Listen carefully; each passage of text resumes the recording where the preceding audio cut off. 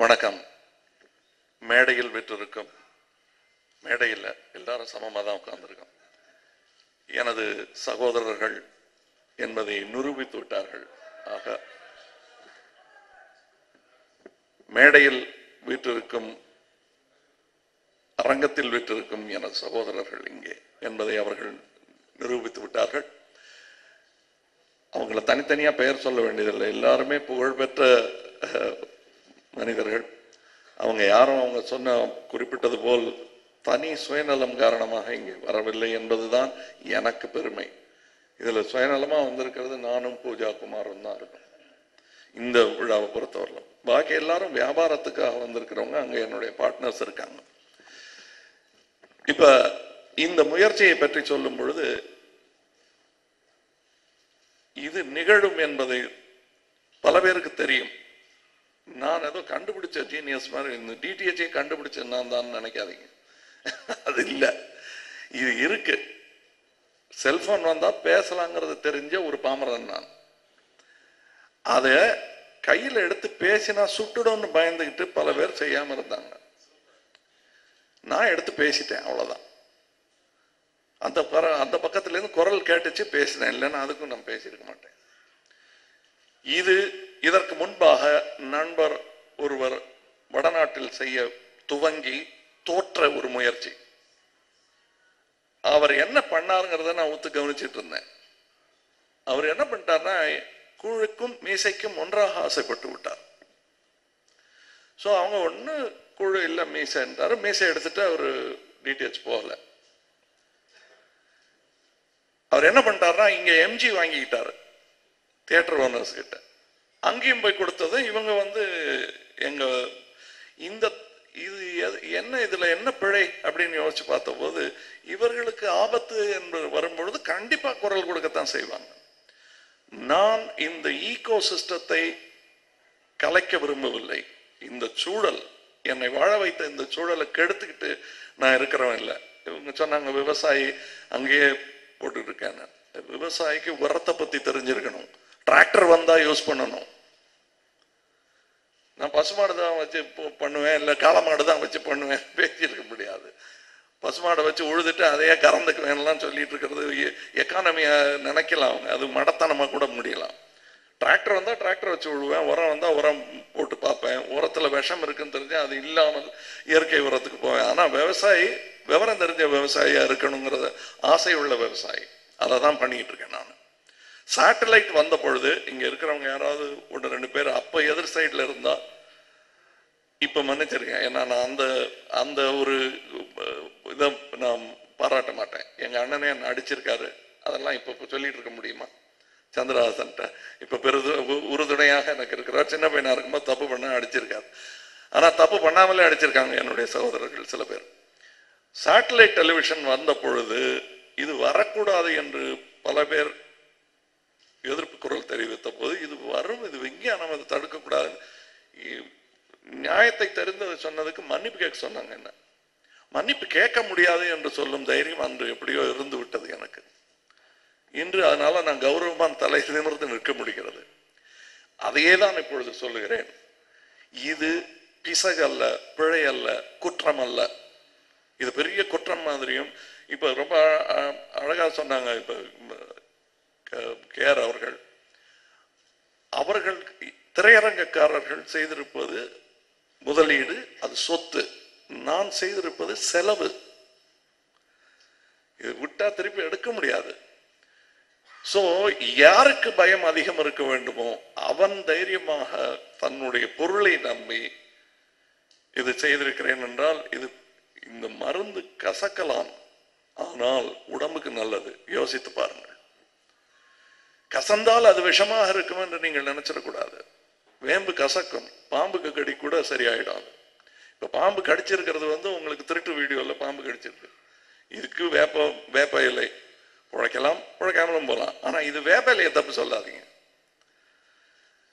அந்த விஷம் எவ்வளவு பாய்ந்திருக்கிறது என்பதை பொறுத்ததுதான் இந்த வெற்றியின் விவரம் தெரியும் நமக்கு. தவிர இதை அப்படியே காப்பி அடிச்சு உடனே எடுத்துருவாங்க அப்படின்னு பயப்படுறவங்க இதுவரை செய்ததை பற்றி கவலைப்பட்டதாக தெரியவில்லை. கிட்டத்தட்ட நமக்கு என்ன வருமானம் வரணும் அதற்கு நிகரான வருமானத்தை கொள்ளையடித்துக் கொண்டிருக்கிறார்கள். அதை பற்றி கவலையும் படலை. அதுக்கப்புறம் சேட்டலைட் டிவிடி எல்லாம் வந்துருச்சு. இண்டஸ்ட்ரியும் நல்லா தான் நடந்துட்டு இருக்கு. இந்த தேட்டர் மூடுவதற்கு காரணம், நான் ரொம்ப நாளா 40 வருஷமா தேட்டர் மூடிட்டாங்கன்னு சொல்ற கதை கேட்டுக்கிட்டே இருக்கேன். சரியில்லாத தேட்டர் மூடத்தான் சொல்ல. கோவிலே சில இடத்துல கும்பிடுறது இல்லை. பக்தர்கள் இருக்கும் இந்த ஊர்ல கோவில்ல சில இந்த கோவில் தாங்க மகிமைன்னு சொல்றாங்கல்ல, அது என்ன? அவங்களுக்கு வேண்டியது அங்க கிடைப்பதாக நம்புகிறார்கள். நல்ல அரங்கங்கள் ஆரோக்கியமாக நடத்த வேண்டும், நல்லா இருக்கணும், பாத்ரூம் நல்லா இருக்கணும், சீட்டு நல்லா இருக்கணும், வந்து அவங்க உட்கார்ந்து இருக்கிற இடம் நன்றாக இருக்கணும். அப்படி இருக்கும் தேட்டர்கள் மூடப்பட்டதாக நான் கேள்விப்படவில்லை. சரியில்லாத தேட்டர்கள் மூடிவிட்டார்கள். அதுக்கு சான்று இங்க இருக்காரு திருப்பூர் சுப்பிரமணியம் சொல்வார்கள். அது நடந்துகிட்டே இருக்கும். நாளும் நல்லா நடிக்கலைன்னா வீட்டுக்கு போக சொல்லிடுவாங்க, படம் உங்களைனாலும் வீட்டுக்கு போக சொல்லிடுவாங்க. இது எல்லாருக்கும் நிகழும். அதை காரணமா சொல்லாதீங்க. தவிர இது உங்களுக்கு எதோ பயப்படாதீங்க பயப்படாதீங்கன்னு சொல்லிட்டு இருக்கிறதே எனக்கு வந்து ரொம்ப சில்லியா தோணுது. இது பயப்படுறதுக்கு ஒன்றும் இல்லைங்கிறத நான் என் தைரியத்தின் மூலம் நிரூபித்திருக்கிறேன் என்று நம்புகிறேன். ஆந்திராவில் தியேட்டர்கள் போட்டாச்சு. இதோ இங்க தியேட்டர் போட்டதை சொல்றாங்க. இங்க வந்திருக்கிற பல பேர் இண்டஸ்ட்ரி நண்பர்கள் வந்திருக்கிறாங்க, கலைப்புலி சேகரன் வந்திருக்கிறார்கள், பல நண்பர்கள் இங்கே வந்திருக்கிறார்கள். எல்லாருக்குமே இது நல்ல எண்ணம் என்பது இருக்கிறது. யாரும் ஒரு சிலர், அதாவது நாங்கெல்லாம் இந்த நடிகர்கள் வந்து அகில உலக கமலஹாசன் ரசிகர் மன்றம் போடுவோம். நம்ம படம் அங்கெல்லாம் போறதே கிடையாது, நீங்க போடுறீங்களா? அந்த மாதிரி தமிழ்நாடுக்கு பூரா அந்த டைட்டில் போட்டிருக்கிறதுல எல்லாருக்கும் ஆசை. ஆனா அது எல்லாரையும் குறிக்காது. புரிஞ்சுக்குவாங்கன்னு நினைக்கிறேன். ஆக இப்ப அது என்னமோ எல்லாரும் குரல் கொடுத்துட்டுதான் நினைக்க வேண்டாம். பலருக்கும் இதில் நம்பிக்கை இருக்கிறது. நம்பிக்கை இல்லை, என்னை தண்டிக்கத்தான் செய்வீர்கள் என்று சொன்னால், குற்றம் செய்தால் அதை ஏற்றுக்குவேன். குற்றமே செய்யவில்லை, ஏற்றுக்கொள்ள மாட்டேன். தொழில் செய்யும் உரிமையை இந்த அரசாங்கமும் குடியரசும் எனக்கு கொடுத்திருக்கிறது. இதை தடுப்பது சட்டவிரோதம். இதை சொல்லிட்டேன். அதுக்கப்புறம் வியாபாரத்துக்கு வருவோம். இப்ப வியாபாரம் என்னன்னா, இப்ப இங்க வராம அமைதியா ஒதுங்கி இருந்து வியாபாரத்தை மாத்திரம் பார்த்துட்டு இருக்கிற சன் டிவி, டிடிஹெச் இதுல சம்பந்தப்பட்டிருக்காங்க. இங்க டிஷ் வந்திருக்காங்க, ஏர்டெல் வரல, நேற்றைய ஒரு விழாவில் வந்திருக்காங்க. அவங்க ரெப்ரசன்டேட்டிவ்ஸ் யாராவது வந்திருப்பாங்க, இங்க வந்திருக்காங்க. அண்ட் வீடியோகான் யூஸா வந்திருக்காங்க. Sorry, Mr. Vikas is from Airtel. நேற்று they had a big function. அதுக்கு பிறகு ரிலையன்ஸ் இங்கு வரவில்லை. இன்னொரு புதிய கூட்டாளி இன்று சேர்ந்திருக்கிறார். அவர் ஏன் இதுவரையிலும் சேரலைங்கிறத நான் சொல்லிட்டு வரேன். நாங்க எப்படி இந்த ஈகோ சிஸ்டத்தை பாதுகாக்க வேண்டும் என்பதற்காக நான் என்னென்ன வேலைகள் செய்திருக்கிறேன் என்பதை உங்களுக்கு சொல்ல வேண்டும். இங்க இந்த பிவிஆர் என்று ஒரு பிரைவேட் வீடியோ ரெக்கார்டிங் என்று ஒன்று இருக்கிறது. அதை டிசேபிள் பண்ணலன்னா உங்க கூட வியாபாரத்துக்கு வரமாட்டேன் என்று 3 மாதமாக நாங்கள் வாதாடி கொண்டிருக்கிறோம். முடியாது என்று சொன்னதனால் நான் டாடா ஸ்கையுடன் இந்த இது செய்யல. தவிர கமர்ஷியல் எஸ்டாப்ளிஷ்மெண்ட்ல போடக்கூடாதுன்னு சொன்னதுக்கு இவங்கெல்லாம் ஒத்துக்கிட்டாங்க, அவங்க ஒத்துக்கல. ஸோ இன்று வரை அவர்களுடன் போடாமல் இருந்தோம். இவங்கெல்லாம் அதுக்கு ஒத்துக்கிட்டாங்க. இது எதனால் அது செய்யறோம்னா, கமர்ஷியல் எஸ்டாப்ளிஷ்மெண்ட்ஸ்ல போட்டா நிறைய பேர் உட்காந்து இத்தனை பேர் பார்க்கலாம், அது கூடாது என்பதற்காக அதை இது டைரக்ட் டு ஹோம் ஒன்லி, அதுக்கு தான் அவங்களுக்கு லைசன்ஸ் இருக்கு. அப்படித்தான் இது இருக்க வேண்டும் என்று தியேட்டரை பாதுகாப்பதற்காக மட்டுமே அது நான் செய்தேன். அது பெரிய வருமானமாக இருந்திருக்கலாம், அவங்களுக்கு இருந்திருக்கலாம், அதை அவர்களும் இழக்க தயாராக இருந்தார்கள். ஏன்னா அந்த ஈகோ சிஸ்டம் கெட்டு போக கூடாது என்பதற்காக. இன்று 1 மணி நேரத்திற்கு முன்னால் டாடா ஸ்கையும் சரிங்க நாங்கள் அந்த ரெக்கார்டிங் சிஸ்டத்தெல்லாம் டிசேபிள் பண்ணிடுறோம் அப்படின்ட்டு அவங்களும் வந்திருக்காங்க. ஸோ இப்போ 6 பிளாட்ஃபார்ம் இங்கே வந்திருக்காங்க. இங்க இருக்கும் தயாரிப்பாளர்களுக்கு எஸ்எஸ்சி அவர்கள் கேட்டார்கள், உங்களுக்கு மட்டுமா பிரயோஜனமா இருக்குமா இல்லை மற்றவங்களுக்கும் பிரயோஜனமா இருக்குமா என்ற நியாயமான கேள்வி அவருக்கு இருக்கும் பொறுப்பில் அவர் கேட்டார். இது எனக்கு தெரிஞ்சது, இங்க தண்ணி இருக்குன்னு எடுத்து குடிச்சிருக்கேன், இது குளம். எனக்கு தாகத்துக்கு நான் தேடி தட்டு தடுமாறி போன போது தண்ணி தெரிஞ்சது அங்க இருக்குன்னு நான் கண்டுபிடிச்சிருக்கேன். குளத்து தண்ணியை பூரா நான் குடிக்க முடியாது. அது உங்களுக்கு இருக்கு, நீங்க குடிச்சுக்கலாம், தாகத்துக்கு ஏற்ப குடித்துக் கொள்ளலாம். அவங்கவுங்களுக்கு என்ன தாகம் இருக்கோ அதுக்கு தணிக்கும் குளம் இது, பெரிய குளம், ஒரு பெரிய வாய்ப்பு இருக்கு, அவங்களும் தயாரா இருக்காங்க அதுக்கு. இது தியேட்டர் என்ற என்ன கேட்டார் ஒருத்தர், இவ்வளவு பணம் வரும்னு நம்பித்தானே அதுக்கு போறீங்க, எங்க வயத்துல அடிச்சிட்டு இந்த பணத்தெல்லாம் என்ன பண்ண போறீங்கன்னு கேட்டாரு. எல்லாரோடையும் நான் ஓப்பனா டிபேட்ல தான் இருந்தேன். நிஜத்தை சொல்லட்டுங்களா, நான் இந்த பணத்தை என்ன பண்ணுவேன்னு சொல்லுங்க, என்ன பண்ணுவேன்னு. தியேட்டர் கட்டுவேன். நான் இதுல பணம் வந்து எனக்கு ரொம்ப ஆசைங்க. என்னுடைய ஆதர்ச புருஷன், என்னுடைய வாத்தியார் திரு சிவாஜி கணேசன் அவர்கள் தியேட்டர் வச்சிருந்தாரு. அவர் மாதிரியே நடிக்கணும், அவர் மாதிரியே ட்ரெஸ் போடணும்னு இருக்கோம். எனக்கு தியேட்டர் வச்சுக்கணும்னு ஆசை இருக்காதா? என் தம்பிகளுக்கெல்லாம் தியேட்டர் இருக்கு, எனக்கு அவருக்கு வாங்கி கொடுக்காம போயிட்டாரு, நடிப்பை என்கிட்ட கொடுத்துட்டு போயிட்டாரு, அதை வச்சு நான் தியேட்டர் வாங்க வேண்டாமா? அதைத்தான் நான் சொன்னேன். நான் so I truly believe this will take the industry forward. இதில் அதற்கு பிறகு செய்ய வேண்டிய சட்டத்திட்டங்கள், ஒழுங்குமுறைகள், we must come together all of us, and above all I'd like to, நான் ஆங்கிலத்தில் பேசுவது அவர்களுக்கு புரிய வேண்டும் என்பதற்காக, I'd like to congratulate all of you for coming together for the endeavor. I know your competitors and stiff competitors. I know two competitors who have gotten together like this and they made their lives better. One man's name is Rajinikanth, the other man's name is Kamal Haasan. We are very strong competitors, very hard, we fight when we compete, but we don't take it home. We know that the health of one man is the health of the other man. We have understood that and we have lived accordingly, and we have lived longer than most people have lived in stardom. We are very, very grateful to Tamil Nadu and the rest of India for that. In your case, there is a common sort of a story about Indian crabs. You have belied that story. You have not pulled each other down, but you have come together. This is true entrepreneurship. And in the spirit of entrepreneurship, you've come together. I respect you, and I would expect the same kind of camaraderie in this industry as well. And of course, இது வேறு சித்தாந்தத்திற்காக சொல்லப்பட்டது. இழப்பதற்கு ஒன்றுமில்லை, நடப்பதற்கு ஒரு தங்கப்பாதை என்று சொன்னார்கள். அது என்னுடைய தோழர்கள் சொன்னார்கள், கம்யூனிச தோழர்கள் சொன்னார்கள். ஆனால் அது இந்த வியாபாரத்துக்கும் பயன்படுகிறது. எக்ஸிபிட்டர்ஸ்க்கு நான் சொல்றேன், இழப்பதற்கு ஒன்றுமில்லை, நடப்பதற்கு ஒரு தங்கப்பாதை. ஏன் யோசிக்கிறீங்க? நீங்க செருப்பு தேஞ்சிரும்னு கவலைப்படுறீங்களே, நான் என்ன பண்றது? இதுதான் என்னுடைய வேண்டுகோள். வாருங்கள், வந்தவர்கள் சந்தோஷம். இவ்வளவுதான் வருவீங்கன்னா இதுவே சந்தோஷமானது. இன்னும் வந்தால் இன்னும் சந்தோஷம். ஏனென்றால் உங்களுக்கும் அதில் சந்தோஷம் இருக்கும் என்ற நம்பிக்கை எனக்கு இருக்கிறது.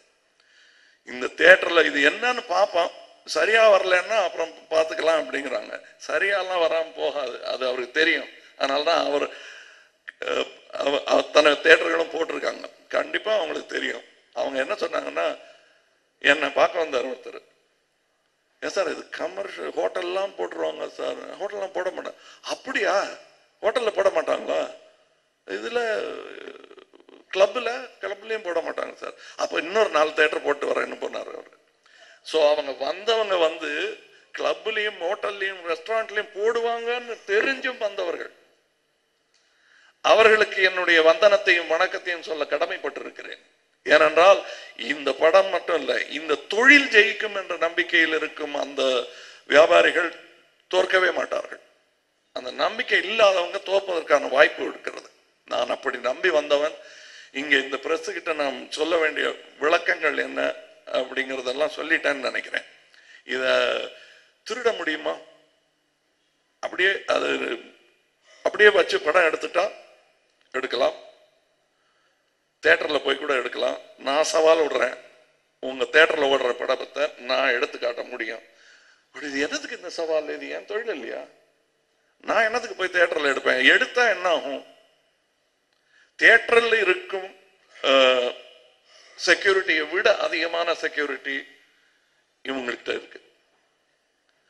தியேட்டர்ல என்ன செக்யூரிட்டி இருக்கோ நாங்க பிரிண்ட்ல ஒரு மார்க் போடுறோம், அதை விட அதிகமான செக்யூரிட்டி இவங்க கிட்ட இருக்கு. அதை நான் கேட்டு தெரிஞ்சுக்கிட்டு தான் அந்த விளையாட்டுக்கே போனேன். இதுல ஒரே ஒரு வாக்குறுதி நான் கொடுக்க முடியும். பாக்கி எல்லாம் நான் வந்து அவ்வளவு தீர்க்க தரிசனம் எனக்கு கிடையாது. என் தொழிலை பற்றி எனக்கு தெரியும். நான் மதிக்கும் நண்பர்களுடைய கண்ணை பார்த்தால் என் படம் ஓடுமா ஓடாதான்னு தெரியும். இவருடைய கண்ணை பார்த்தேன் நான், படம் முடிஞ்சதும் அதில் என் வெற்றி தெரிந்தது. பாலச்சந்தர் அவர்களின் கண்ணை பார்த்தேன். ஒரே ஒரு விஷயம் பிரமாதமா அடிச்சாரு. இப்படி ஒரு வித்தியாசமா இருக்கு எனக்கு. அந்த இஸ்லாத்தில் இவ்வளவு விஷயங்கள் இருக்குங்கிறது எனக்கு தெரியாது. அவங்களுக்கும் இத்தனை சோகங்கள் இருக்கு என்பது தெரியாது. அதையும் நீ படம் பிடித்து காட்டு இருக்கிறார். மே அல்லாஹ் பிளஸ் யூன்னாரு அவரு. நீங்க இருந்தீங்க இல்லையா சொல்லும் போது? அது எனக்கு இன்னொரு சகோதரர் கூட்டம் எழுப்பிய குரலுக்கும் பதில் சொன்ன மாதிரி ஆகிவிட்டது. ரமேஷ் சிப்பி, ஷோலேயின் தயாரிப்பாளரும் வந்திருந்தார்கள். இந்த 3 பேர் தான். பாலுமேந்திரன் அவர்களையும் கூப்பிடணும்னு நினைச்சேன், அவர் ஒகேனக்கல் போயிட்டாரு. இவங்கெல்லாம் நான் நிஜமாவே பார்த்து மிரளும், நம்பும், விரும்பும் கலைஞர்கள்.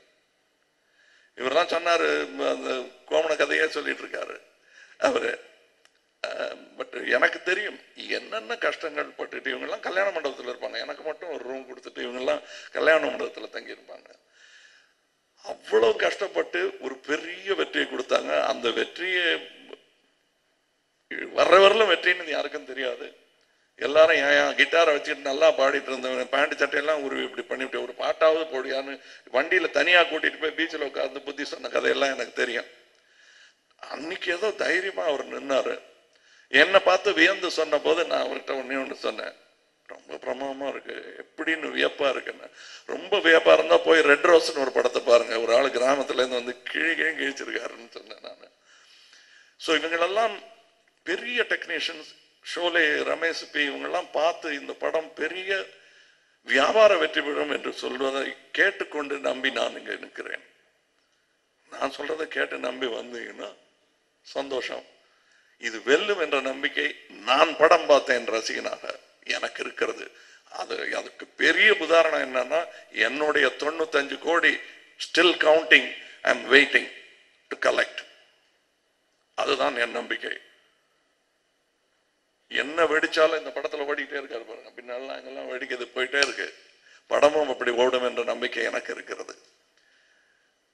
இங்கு வந்திருந்த பத்திரிகையாளர்களுக்கும் ஊடகங்களுக்கும் முக்கியமாக இந்த இண்டஸ்ட்ரி சப்போர்ட் வந்து கேட்காமலே கிடைச்சது. நான் இன்னைக்கு கேட்டேன், அள்ளி கொடுத்துட்டாங்க. இந்த அன்புக்கு என்றென்றும் நான் கடமைப்பட்டவன். இதேபோல் எக்ஸிபிட்டர்ஸும் வெற்றி விழாவில் கலந்து கொண்டு அத்தனை பேருக்கு எதற்கு நான் வந்து அவர்களை, நீங்களும் சகோதரர்கள் தான், எதிர்கட்சி என்று ஒன்றுமே இருக்க முடியாது என்பதை சொல்ல வேண்டும். இதுல வந்து இந்த ஈகோ சிஸ்டம் என்று சொல்வது மிகவும் முக்கியம். எல்லாரும் மாற்றங்கள் வரத்தான் செய்யும், அதை ஒன்றும் பண்ண முடியாது. இன்னைக்கு நீங்க உங்களுக்குள்ள கத்திக்கிறீங்க இல்லையா, ஸ்டில் கேமராமேன் செட் டவுன் அங்க தெரியணுங்கிறதுக்கா அந்த மாதிரி ஒரு சின்ன அட்ஜஸ்ட்மெண்ட் நமக்குள்ள பண்ணிக்கணும். ரொம்ப எதுவும் மிகையாக நம்மளுடைய வருமானத்தை தடை செய்யாமல் இருக்கணுமே தவிர வரவே கூடாது. ஸ்டில் போட்டோகிராஃபர் நீங்க சொல்ல முடியுமா? நீங்க வரக்கூடாதுன்னு இவங்க சொல்ல முடியுமா? சொல்லியும் பார்த்தாங்க. அப்பவும் நான் நியாயத்தை சொன்னேன், வேண்டாங்க அது புது ஊடகம்னு. ஆக